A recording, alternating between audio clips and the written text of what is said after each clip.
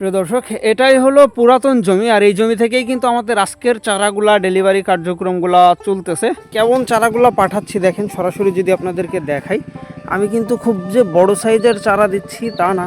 এই যে দেখেন, গাছের থেকে লতি বেশি, আর লতি কিন্তু এভাবে হয়ে আছে। ম্যাক্সিমাম গাছগুলার গোড়াতেই কিন্তু আপনি লতি এই যে দেখতে পারবেন।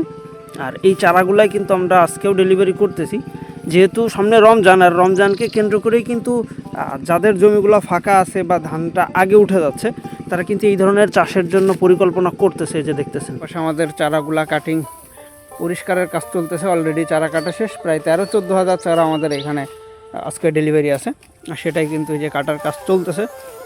সরাসরি মাঠ থেকে আপনাদেরকে দেখানো, এই যে দেখতেছেন, যেটা প্রত্যেকটা চারা যদি আপনি দেখেন প্রত্যেকটা চারার গোড়াতেই কিন্তু দুইটা একটা এরকম করে লতি হয়ে আছে। প্রত্যেকটা চারার গোড়াতে কিন্তু লতি দেখা যায়। এই যে দেখেন, একটার গোড়াতে দুইটা, প্রত্যেকটা গাছের গোড়াতেই লতি। আর এই জিনিসগুলো দেখেই কিন্তু সংগ্রহ করবেন। অনেকেই মনে করে যে ছোট চারা নিব নাকি বড় চারা নিব, তা আসলে ছোট বা বড় চারাটা বিষয় না, আপনাকে খেয়াল রাখতে হবে যে পুরাতন জমির চারা। এই জিনিসটা দেখে যারা চারা সংগ্রহ করতে পারে বা চাষটা শুরু করতে পারে, তাদের কিন্তু আসলে সফলতাটা একটু আগে আসে।